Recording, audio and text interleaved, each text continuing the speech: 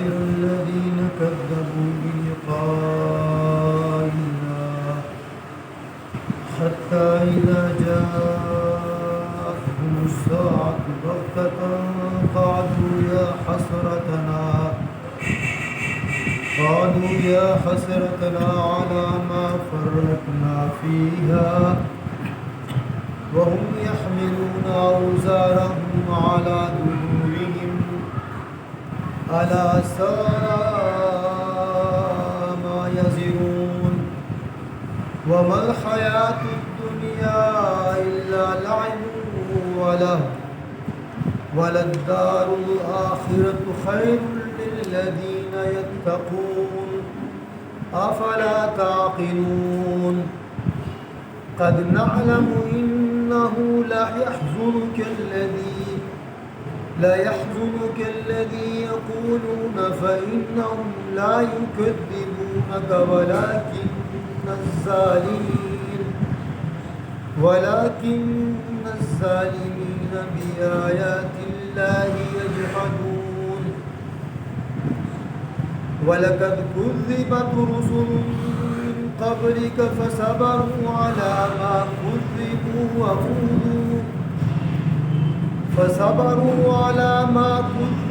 وأوذوا حتى أتاهم نصرنا ولا مبدل لكلمات الله وَلَقَدْ جَاءَكَ مِن نَّبَإِ الْمُرْسَلِينَ صدق اللہ العظیم رب اشرح لي صدري ويسر لي امري واحلل عقدة من لساني يفقهوا قولي.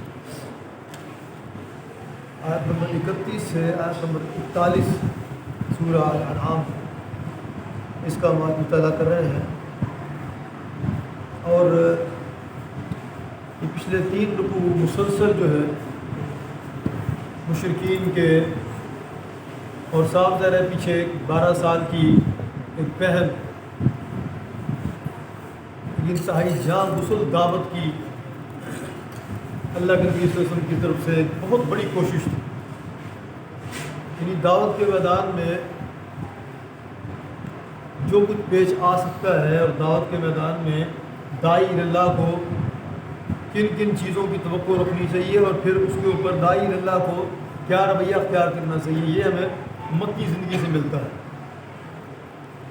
تو دعوت کے انتہائی کٹھن مراحل طے کرنے کے بعد مکی زندگی کے آخری سال ہے، اس لیے شرک کی ابطال پر اور توحید کی وحدانیت کے حق ہونے پر مسلسل دلائل دیے گئے. تو ایک لمبا طویل عرصہ دعوت کا کام کرتے ہوئے ایک فطری سی بات ہے کہ انسان کے دل میں، داعی اللہ کے دل میں ایک کسک سی، ایک خواہش سی، ایک تڑپ سی پیدا ہوتی ہے کہ یہ میری بات مان لیتے، یا کاش کوئی ایسی صورت ہو جاتی کہ یہ میری بات مان لیتے. تو آج کے رکوع کے اندر اللہ تعالیٰ نے اپنے نبی صلی اللہ علیہ وسلم سے فرمایا کہ یہ بات جب مانیں گے جب میں چاہوں. ان کا یہ جو ہٹ دھرمی کا جو تعصب کا معاملہ ہے، اس صورتحال کے اندر ان کا بات ماننے کا جو امکان ہے وہ کم ہے. آپ اس کے اوپر دل گرفتہ نہ ہوں. اسی طرح آج ہی کی آیات کے اندر یہ بھی بتایا گیا ہے کہ اللہ کی مدد اہل ایمان کے ساتھ، انبیاء کے ساتھ وہ کس خاص لمحے پر، کس خاص موقع پر آیا کرتی ہے. وہ کون سا موڑ مقام ہوتا ہے جب اللہ کی مدد جو ہے وہ اترتی ہے. ارشاد ہوتا ہے قد خسر الذین کذبوا بلقاء اللہ، یقیناً گھاٹے میں، خسارے میں پڑ گئے وہ جنہوں نے اللہ کی ملاقات کو جھٹلایا ہے. کذبوا بلقاء اللہ، اللہ سے ملاقات کی اطلاع کو جھوٹا قرار دیا ہے، اللہ سے ملاقات کو جھٹلایا ہے. حتی اذا جاءتهم الساعۃ بغتۃ، جب ان کے اوپر اچانک وہ گھڑی آ جاتی ہے، آ جائے گی. قالوا یا حسرتنا، تو پھر یہ کہیں گے افسوس، ہائے حسرت، افسوس کیا کہیں گے؟ علی ما فرطنا فیہا، کہ ہم نے اس معاملے میں کیسی خوفناک تقصیر کی ہے، کیسی غلطی ہم نے کی ہے، کیسی بھول ہم سے ہوئی ہے اس معاملے میں، افسوس ہم پر. وَهُمْ يَحْمِلُونَ أَوْزَارَهُمْ عَلَى ظُهُورِهِمْ، اور اپنی پیٹھوں پر اپنے گناہوں کا بوجھ انہوں نے لادا ہوا ہوگا۔ اللہ فرماتے ہیں الا ساء ما یزرون، دیکھو تو کتنا برا بوجھ ہے جو انہوں نے اپنے اوپر، اپنی گردنوں پر، اپنی پیٹھوں پر اٹھایا ہوا ہے۔ وَمَا الْحَيَاةُ الدُّنْيَا إِلَّا لَعِبٌ وَلَهْوٌ، یہ دنیا کی زندگی کیا ہے؟ اللہ فرما رہے ہیں یہ دنیا کی زندگی کو محض ایک کھیل تماشا ہے۔ ایک اور جگہ فرمایا وَمَا الْحَيَاةُ الدُّنْيَا إِلَّا مَتَاعُ الْغُرُورِ، دنیا کی زندگی تو ایک دھوکہ ہے۔ تو دنیا کی زندگی ہی کو سب کچھ سمجھنے والے لوگ جو ہیں وہ آخرت کے بارے میں، اللہ سے ملاقات کے بارے میں، اللہ کے حق اور انبیاء علیہ السلام کی دعوت کے حق ہونے کے بارے میں، اللہ کے واحد ہونے کے بارے میں یہ خوفناک غلطی کر جاتا ہے کہ وہ جو ہے آخرت کے دن کو اصل میں اس کے بارے میں ہی ان کو وہ شک ہوتا ہے کہ آخرت دن آتا ہے یا نہیں آتا ہے۔ وہ دنیا ہی کی زندگی کو سب کچھ سمجھتے ہیں۔ ابھی دنیا کی زندگی ہے کھیل تماشا ہی ہے نا۔ یہ ہمارے ملک کے اندر آپ دیکھ لیں پچھلے 10-15 سالوں سے کیسے کھیل تماشے ہو رہے ہیں۔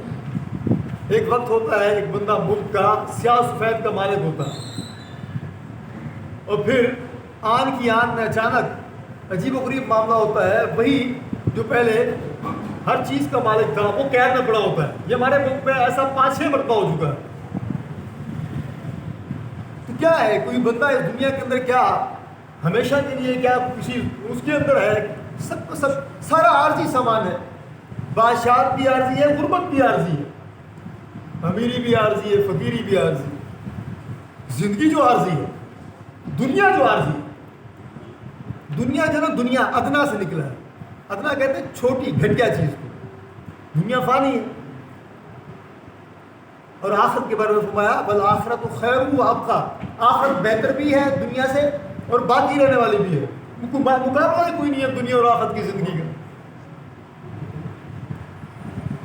ایک حدیث مبارکہ میں آتے ہیں اللہ کے نبی صلی اللہ علیہ وسلم صحابہ کرام کے ساتھ جا رہے تھے، مدینہ کے دن تھے، تو ایک چوک پر گندگی کا ایک ڈھیر پڑا ہوا تھا، وہاں پر مرا ہوا بکری کا ایک بچہ پڑا ہوا تھا۔ جب اس ڈھیر سے آپ آگے گزر گئے تو آپ صلی اللہ علیہ وسلم ٹھہرے، آپ نے اپنے ساتھ موجود صحابہ کرام سے فرمایا، اس ڈھیر کی طرف اشارہ کیا، آپ نے فرمایا اس ڈھیر کے اوپر جو مرا ہوا بکری کا بچہ پڑا ہوا ہے، کیا تم میں سے کوئی اس کو 1 درہم میں خریدنا پسند کرے گا؟ صحابہ کرام حیران ہوئے، سٹپٹا گئے، انہوں نے کہا جی اے اللہ کے نبی صلی اللہ علیہ وسلم ہم تو اس کو کسی قیمت پر لینا نہیں چاہیں گے۔ آپ نے قسم اٹھا کر کہا قسم ہے اس ذات کی جس کے قبضے میں میری جان ہے، اللہ کے نزدیک دنیا اس سے زیادہ حقیر، ذلیل اور بے قیمت ہے جتنا حقیر اور بے قیمت یہ تمہارے نزدیک مرا ہوا بکری کا بچہ ہے۔ اس دنیا کی زندگی کے اصل سمجھنا ایک انسان کی سب سے بڑی غلطی ہے۔ اور فرمایا وَلَلدَّارُ الْآخِرَةُ خَيْرٌ لِلَّذِينَ يَتَّقُونَ، ہاں جو اللہ تعالیٰ سے ڈرنے والے ہیں، خدا ترسی کر رویہ اختیار کرنے والے ہیں، ان کے لیے تو آخرت بہتر ہے۔ اس لیے جو لوگ اللہ پر ایمان رکھتے ہیں، اللہ کی ملاقات پر یقین رکھتے ہیں، وہ دنیا کے فائدے اور نقصان کے اوپر ان کا دماغ خراب نہیں ہوتا ہے۔ 4 پیسے مل جائیں تو ان کا دماغ جو ہے وہ خراب نہیں ہوتا ہے، اور اگر غربت ہو جائے تب بھی ان کے اوسان خطا نہیں ہوتے ہیں۔ یعنی وہ حق سے گریز نہیں کرتے ہیں ہر طرح کے حالات کے اندر۔ اور افلا تعقلون، کیا تمہیں بالکل عقل نہیں ہے؟ یہ معاملہ بڑا سادہ سا ہے، حقیقت یہی ہے کہ جب ہم ایمان لائے ہیں، آخرت پر ہمارا یقین ہے، تو دنیا کی زندگی کی تو کوئی قدر و قیمت ہی نہیں ہے۔ اس کے لیے پریشان ہونا، گھبرانا، اسی کے لیے جینا، اسی کے لیے مرنا، اس سے بڑھ کر نادانی اور ناسمجھی اور کیا ہو سکتی ہے۔ اللہ فرماتے ہیں قد نعلم انہ، اللہ تعالیٰ فرما رہے ہیں بے شک ہم نے جان لیا، ہم جانتے ہیں خوب، انہ لا یحزنک الذی یقولون، کہ جو کچھ آپ کو کہتے ہیں اس سے آپ کو بڑا رنج ہوتا ہے، آپ کی دعوت کو جھٹلاتے ہیں، آپ کو اس سے بڑا دکھ اور رنج ہوتا ہے، ہم جانتے ہیں اللہ فرما رہے ہیں۔ اور لیکن اے میرے پیارے حبیب علیہ الصلوۃ والسلام فإنہم لا یکذبونک، ہاں یہ آپ کو نہیں جھٹلا رہے ہیں، اصل آپ کو تو یہ نہیں جھٹلاتے ہیں، واقعہ بھی ایسے ہی تھا۔ اللہ کے نبی صلی اللہ علیہ وسلم کو یہ صادق و امین مانتے تھے، نبوت سے پہلے بھی، نبوت کے بعد بھی۔ یعنی آپ کے شخصی کردار کے بارے میں بدترین دشمن ابو جہل نے بھی 2-3 لوگوں کو کہا تھا کہ محمد صلی اللہ علیہ وسلم سچے ہیں، انہوں نے کبھی جھوٹ نہیں بولا۔ انکار کرتے تھے تو اللہ کے پیغام کا انکار کر رہے تھے، اللہ کی دیے گئے اس مقام کا جو اللہ کے نبی صلی اللہ علیہ وسلم کو دیا گیا تھا، نبوت کا انکار کر رہے تھے. تو اللہ فرما رہا ہے آپ کو نہیں جھٹلا رہی ہے اصل میں، بلکہ وَلَكِنَّ الظَّالِمِينَ بِآيَاتِ اللَّهِ يَجْحَدُونَ، بلکہ یہ جو ظالم ہے، آپ انداز دیکھیں اللہ تعالیٰ کے مخاطب کر رہے ہیں، بلکہ یہ جو ظالم ہے یہ اللہ کو جھٹلا رہا ہے، اللہ کی آیات کو جھٹلا رہا ہے. وَلَقَدْ كُذِّبَتْ رُسُلٌ مِّن قَبْلِكَ، آپ سے پہلے کئی رسول جھٹلائے جا چکے ہیں. فَصَبَرُوا عَلَىٰ مَا كُذِّبُوا وَأُوذُوا، تو انہوں نے صبر کیا، لوگوں کے اس جھٹلائے جانے پر بھی صبر کیا، وَأُوذُوا، اور جو لوگوں نے انہیں اذیت پہنچائی اس پر بھی انہوں نے صبر کیا. تو تمام انبیاء علیہ السلام اور جتنے صلحاء امت گزرے ہیں جنہوں نے امت کو حق کی طرف بلایا، دعوت الخیر، دعوت الحق، قرآن و سنت کی دعوت پہنچائی، ان سب کی زندگیوں کے اندر یہ اذیت، یہ مشقت، یہ جان گسل کشمکش گزری ہے تمام صلحاء کے اندر، تمام صحابہ کرام کی زندگی کے بعد، تابعین، تبع تابعین، اس کے بعد آج تک آپ دیکھ لیں. تو اللہ فرماتے ہیں حتیٰ اتاہم نصرنا، یہاں تک کہ ہماری مدد آن پہنچی. تو اللہ کی مدد پہنچنے کا جو اصول ہے، جو کلیہ، اس کو سمجھنا چاہیے کہ اللہ پہلے اہل ایمان کو، اہل حق کو ہر انداز سے آزماتے ہیں کہ یہ اللہ پر توکل کتنا کرتے ہیں، یہ میری راہ میں مشقت اور صبر کتنا کرتے ہیں، ان کے میں استقامت کتنی ہے. جب ٹھوک بجا کے چیک کر لیا جاتا ہے کہ یہ واقعی اب میری راہ میں ڈٹ گئے ہیں اور میرے پیغام کے ساتھ یہ اپنی جان سے کہیں زیادہ مخلص ہے، تو اس کے بعد پھر اللہ کی مدد کرتی ہے. اللہ فرماتے ہیں وَلَا مُبَدِّلَ لِكَلِمَاتِ اللَّهِ، اللہ کی کلمات کو، اللہ کے ان اصولوں کو تبدیل کرنے والا کوئی نہیں ہے. وَلَقَدْ جَاءَكَ مِن نَبَإِ الْمُرْسَلِينَ، اور آپ کے پاس تو پچھلے انبیاء کی کہ جو قصے ہیں، جو ان کی جو خبریں ہیں، وہ تو آپ تک پہنچ ہی چکی ہیں نا، آپ کے پاس آ چکی ہیں. ان کے اندر بھی ہم دیکھتے ہیں کہ انہوں نے لمبی عمر گزاری. نوح علیہ السلام کو آپ دیکھ لیں، اللہ کا پیغام پہنچا رہے ہیں، گنتی کے چند لوگ ساتھ ہیں، لیکن نہیں گھبرائے، آخری دن تک، یہاں تک کہ تنور جو ہے وہ ابل پڑا، آخری لمحہ تک نہیں گھبرائے.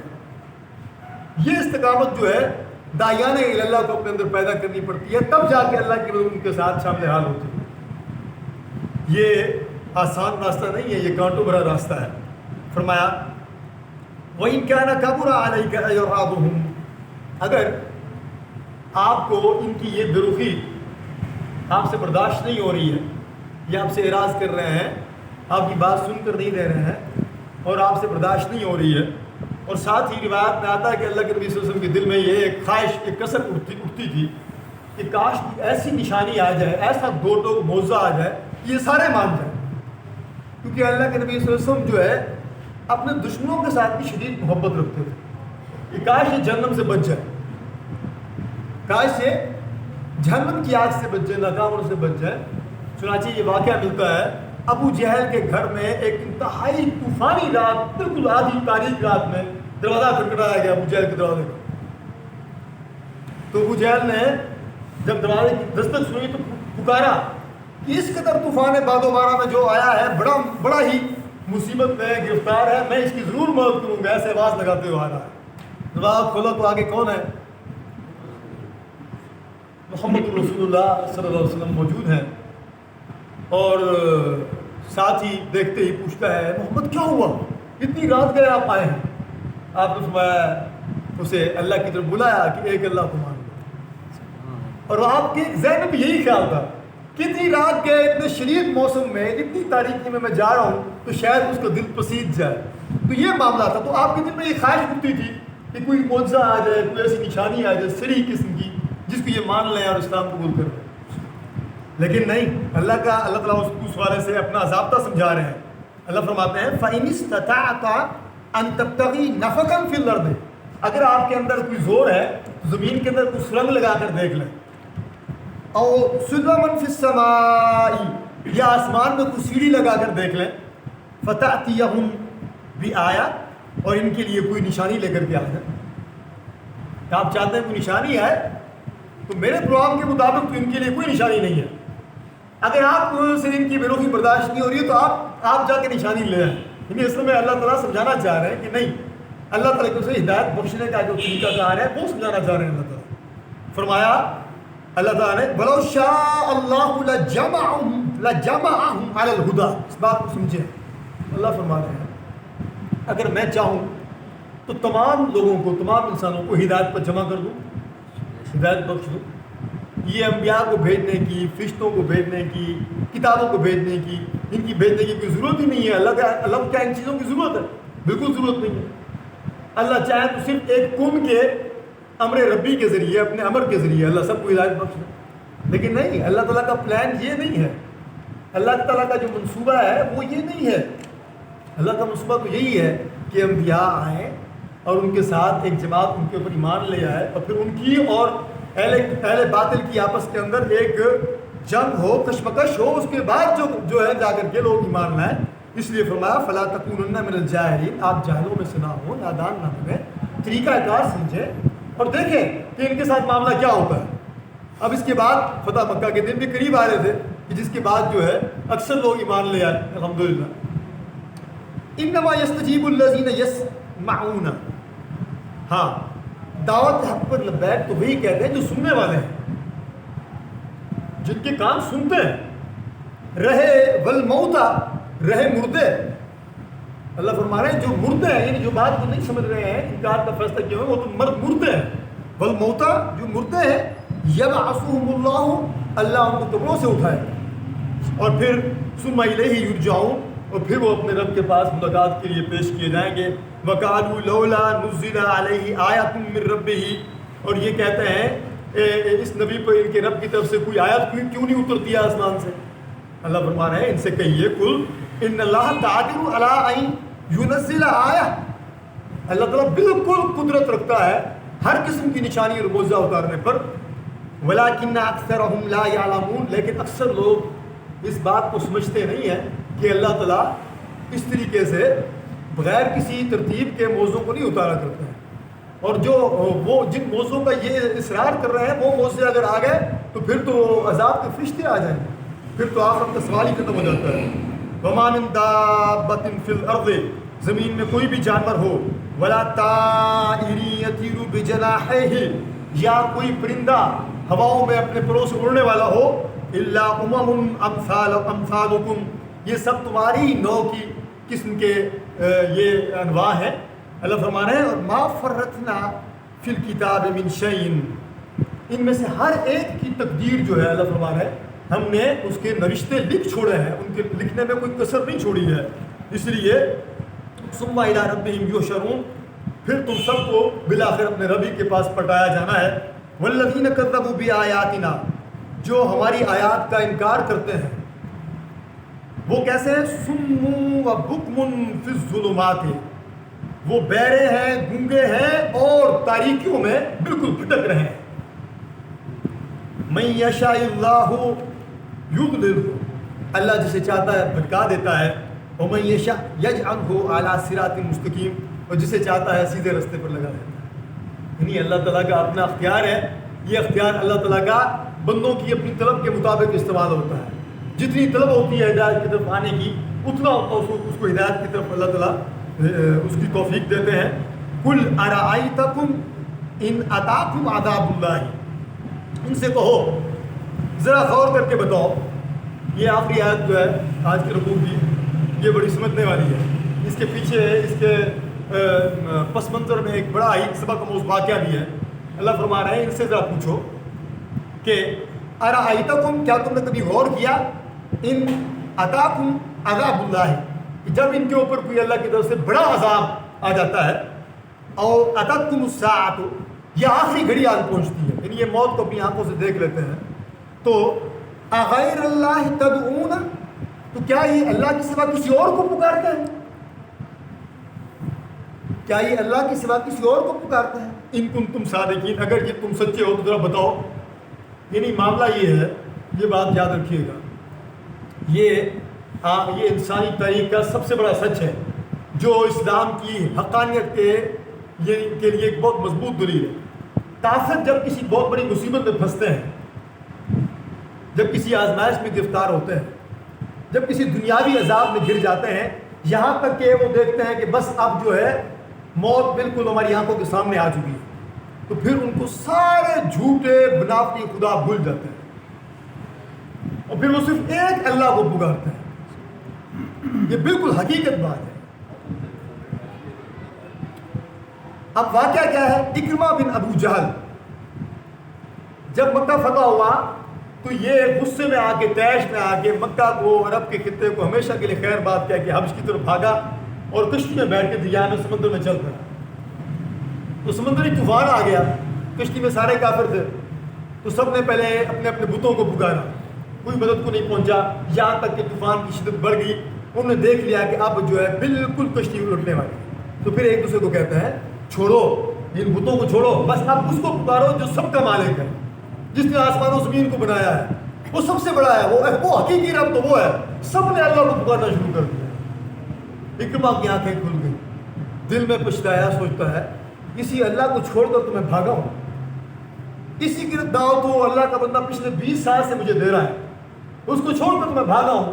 وعدہ کیا اللہ تعالیٰ کے ساتھ دل میں کہ اے اللہ اگر زندہ بچ گئے اس طوفان سے تو سیدھا جا کر کے محمد الرسول اللہ صلی اللہ علیہ وسلم کے قدموں پر اپنی جان اور اپنا جو ہے سب کچھ نشاور کروں. چنانچہ یہی ہوا الحمدللہ. وہ طوفان رک گیا اور اس کے بعد وہ واپس آئے، فوراً واپس آئے، آ کے سارا واقعہ بھی سنایا، اسلام قبول کیا اور مرتے دم تک جہاد کیا. اکرمہ رضی اللہ عنہ فرمایا بل ایاہ تدعون، بلکہ تم اسی کو پکارتے ہو. حقیقت یہ ہے کہ تم جب کسی مصیبت میں گر جاتے ہو تو تم اللہ ہی کو پکارتے ہو. فیکشف ما تدعون الیہ، پھر اگر اللہ چاہے تو تمہیں اس مصیبت سے تم کو ٹال دیتا ہے، انشاء اگر چاہے. وتنسون ما تشرکون، اور ایسے موقعوں پر تمہارے سارے جو شریک ہوتے ہیں، تمہارے ٹھہرائے ہوئے سارے شریک، وہ تم بھول جاتے ہو. تنسون، تم سارے جھوٹے شریک، جھوٹے خداؤں کو بھول جاتے ہو. تو یہ حقیقت واقعہ کے مطابق ہے، آج بھی یہ حقیقت ہے. اللہ تعالیٰ ہمیں ان حقائق کو لے کر کے اپنے ایمان کو مضبوط کر رہے ہیں، اسلام کی دعوت کو لے کر اٹھنے کی توفیق عطا فرمائے. یہ ہمارے بالکل قریب میں، پڑوس میں، ہندوستان کے اندر ڈاکٹر ذاکر نائک حافظہ اللہ تعالیٰ نے اسلام کی طرف بلانا شروع کیا. ہزاروں لاکھوں ہندوؤں نے اسلام قبول کیا. یہاں تک کہ اب ہندوستان کی جو حکومت ہے اس نے ان کے اوپر پابندی لگائی ہے، سارے اثاثے ضبط کر لیے ہیں، بلکہ گھر تک پر بھی انہوں نے جو ہے وہ قبضہ کر لیا ہے. اب وہ اس وقت جو ہے سیاسی پناہ میں رہ رہے ہیں اور ان کے اوپر دنیا کے اکثر ملکوں میں پابندی ہے. امریکہ نے پابندی لگائی، برطانیہ نے پابندی لگائی. کیوں؟ انہوں نے جا کے صرف تقریریں کی ہیں، دلائل کے ساتھ اسلام کو پیش کیا اور ہزاروں کی تعداد میں عیسائی مسلمان ہوئے، امریکہ کے اندر بھی، برطانیہ کے اندر. تو اسلام کی دعوت کے اندر اتنی تاثیر ہے اور اتنے اس کے اندر حق ہے، حق کی شدت ہے. بات صرف پیش کرنے کی ہے، پریزنٹیشن کی ہے، اور علم کی بنیاد پر، دلائل کے ساتھ. تو اللہ تعالیٰ مجھے بھی اور آپ کو بھی علم عطا فرمائے. رب اشرح لی صدری ویسر لی امری واحلل عقدۃ من لسانی یفقہوا قولی. وآخر دعوانا الحمد للہ رب العالمین.